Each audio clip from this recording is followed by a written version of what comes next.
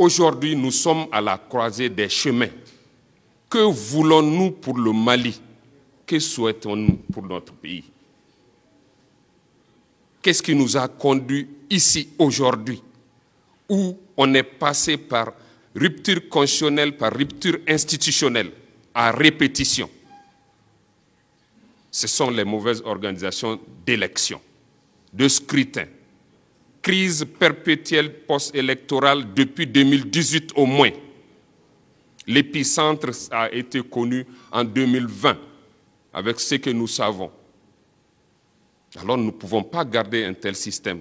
Et tout le monde est unanime qu'un organe unique de gestion nous permettra de sortir de ces trépieds.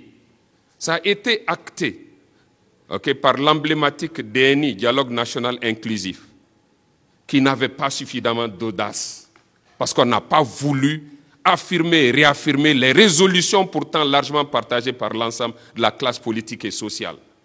On n'a pas voulu leur donner un caractère exécuteur. Et voilà là où ça nous a conduit. Je me remémore juste, en janvier 2020, le 21 juste, où nous étions en face des membres du gouvernement, nous, classe politique à l'époque, et il s'agissait de préparer des élections législatives où la seule exigence du dialogue national tenait à dire simplement qu'il n'y aura pas de prorogation de mandat de député au-delà du 2 mai, 5 mois plus loin encore. Donc, quelle réforme de la loi électorale on ne pouvait pas faire? Il avait été suggéré, pour casser justement le terreau de la crise post-électorale, d'introduire la proportionnalité pour l'élection du député. Le gouvernement de l'époque nous a envoyé balader. Et je suis sûr que si on les ramenait en arrière aujourd'hui, ils signeraient cette modification de la loi électorale dès demain. Ils ne l'ont pas fait. Où sont-ils aujourd'hui? Mais je pense plutôt au Mali.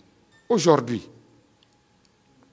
ça a été démontré, et c'est scientifiquement démontrable, que nous pouvons mettre en place un organe unique de gestion des élections, fonctionnel en quelques mois. Le seul challenge restant, une liste électorale fiable aux standards internationaux. Et même en gardant le statu quo, ce n'est pas gagné d'avance d'avoir cet instrument qui mettrait tout le monde d'accord. Il s'agit maintenant de travailler à cela. Le problème, ce n'est pas nécessairement la mise en place de l'organe unique de gestion, mais comment avoir ce fichier. Nous n'avons pas compris, nous, qu'on ait perdu 9 mois en sachant que c'est le talon d'Achille de notre système électoral et qu'on n'ait rien entrepris pour justement le corriger. Rien n'a été fait parce qu'il n'y a pas d'audace, il n'y a pas de volonté. Et aujourd'hui, la volonté politique a été affirmée et réaffirmée.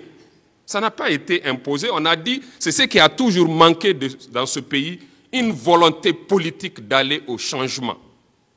Et aujourd'hui, c'est donné sur un plateau d'or. En général, les tenants du pouvoir s'agrippent à un système qui leur permet d'avoir une même mise sur le processus électoral pour se couvrir ses arrières. C'est cela. Mais aujourd'hui, cela ne prévaut pas dans la démarche que propose le gouvernement. Donc je ne pense pas qu'il y ait de problème de ce point de vue. C'est une volonté politique, pas imposée, mais actée.